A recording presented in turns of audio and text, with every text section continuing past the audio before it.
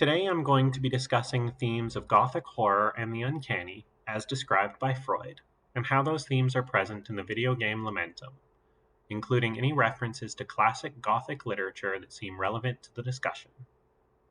Lamentum, developed by Obscure Tales, was released on Steam and on various consoles on July 15th, 2021. I played through it on Xbox One. The description on the game's official website reads that Lamentum is a pixel art survival horror game set in New England in the mid-19th century. In the game, you play as Victor Hartwell, a Victorian gentleman whose wife becomes afflicted with a mysterious and seemingly incurable disease. Desperate for a cure, you travel to the secluded Grow Hill Manor, where you've been assured that the manor's Count Edmund Steinrot will be able to guide you to your wife's rescue. After arriving at the mansion and going to sleep on the first night, you wake up in an alternate version of Grow Hill Manor, injured and with strange monsters and cosmic horrors prowling the halls. From there, you'll explore the mansion to find artifacts and clues, as well as a few weapons to defend yourself with, and plenty of laudanum to recover your wounds, as you uncover the mystery of the ancestral Steinrot home and work to escape the manor, hopefully saving its inhabitants along the way. Even in this brief description of the game, I think you can sense some of the themes of the Gothic that are going to be present. Between your wife Alyssa's disease, as well as the death, decay, and rot you will find exploring the manor and meeting its monstrous residents, life and death are a common theme throughout. Even in the prologue, before any of the horror elements are introduced, the very first character you encounter is an old man reading the Mask of Red Death, who comments to you on the inability of humans to escape death, despite our constant futile attempts to do so, as evidenced by Prince Prospero himself in the elaborate masquerades he throws in Poe's short story. It is when we're thrown into the parallel version of the manor, however, that the game begins to be truly uncanny. After all, Freud tells us that the quality of the uncanniness can only come from the fact of the double being a creation dating back to a very early mental stage, long since surmounted. The double has become a thing of terror, just as, after the collapse of their religion, the gods turned into demons. The mansion you explore in the game is a horrific double of the mansion you arrived at with your wife.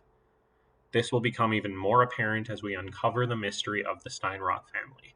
The manor is a portal of sorts to another world, the world of the Lament, where an ancient deity who is also clearly the progenitor of the Grow Hill's monstrous beings dwells.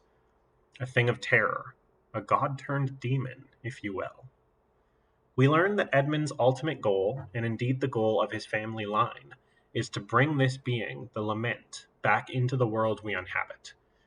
He has gathered a host of characters, Victor included, and bound them in the Pact of the Lament to do so.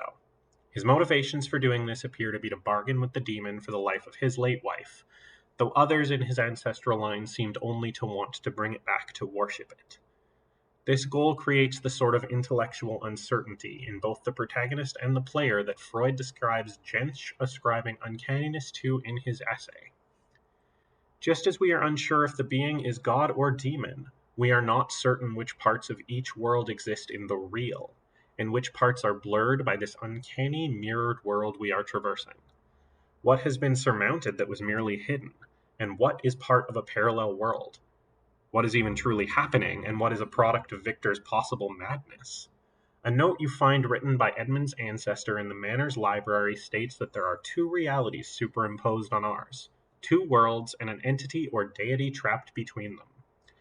An early scene, where an entire section of the mansion changes as you explore it before returning to the standard map after the player encounters a horrid specter, drives this point of Victor's intellectual uncertainty home.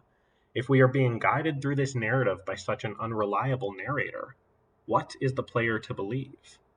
The mansion itself, much like the titular House of Usher in Poe's short story, is clearly its own supernatural entity, characterized by its ability to bring the game's characters together and force them into the shared ritual that serves as the setting for the game. As you traverse the mansion, the storms are never ending, and the Gothic themes made present in the setting you're trapped in are never subtle, but always remain a picture of the sublime, driving the narrative further and further into its uncanniness. This element is carried even further forward by the game's wonderful score, which uses orchestral instruments to carry the tone of your descent into Grow Hill. The game has no voice acting, so the music and the eerie sound effects are all it has to deliver that tone.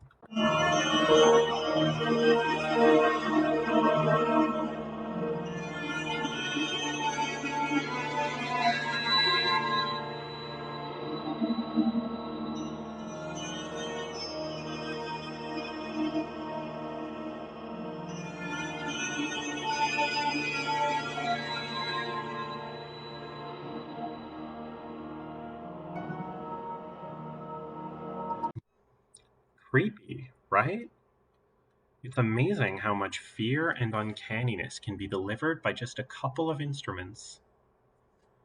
This is all to say nothing of the family's goal and its obvious ties to many Gothic themes themselves. The desire to revive this demon, which was once worshipped as a deity, certainly calls to mind the Whateleys of Lovecraft's Dunwich Horror. It is definitely no coincidence that Grow Hill Manor is in New England, where Lovecraft set much of his cosmic horrors, in old villages such as Dunwich that are prone to the sort of superstitious beliefs that Freud would argue modern, sophisticated societies have surmounted. The Whately family, like the Steinrots of Lamentum, is an old family, dating back to the early days, prone to madness, and they are described as having grown corrupt with decadence and inbreeding. The creature they are attempting to revive, Yog Sothoth, is as uncanny as it gets, as it is an impossibility of nature. The lament in Obscure Tales' game is no different. Lamentum has numerous endings, depending on certain paths the player takes and objectives they achieve.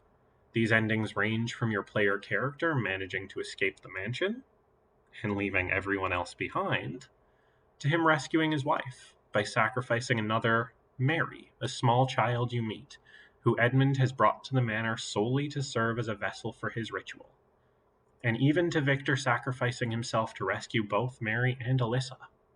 Each of these endings is uncanny, as they serve as doubles to one another, but in each, the rot and the corruption at the heart of the mansion is never truly removed.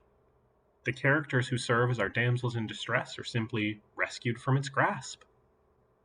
And at the heart of the mansion, of course, is the very secret of the Steinrot family.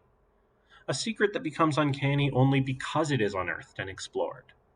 In Freud's exploration of the uncanny, he quotes Schelling as telling us that Unheimlich is the name for everything that ought to have remained secret and hidden, but has come to light. A portal to another world that houses a horrific demon god definitely seems like the sort of thing that ought to have remained hidden. But the curiosity of men, especially men who are perhaps just a little bit mad, is a force to be reckoned with. Another note found in the manor, presumably written by Edmund or one of his ancestors, reads, "There is knowledge in this place that should not be learned. Who is on the other side of the mirror? Why is he staring at me? I'm not alone. Someone is calling me from the other side."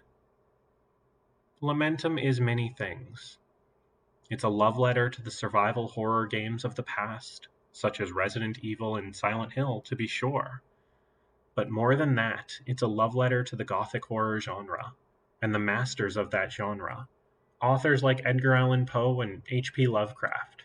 Stories such as The Fall of the House of Usher, The Mask of Red Death, and the Dunwich Horror, among so many others, and to the very feeling of uncanniness in and of itself.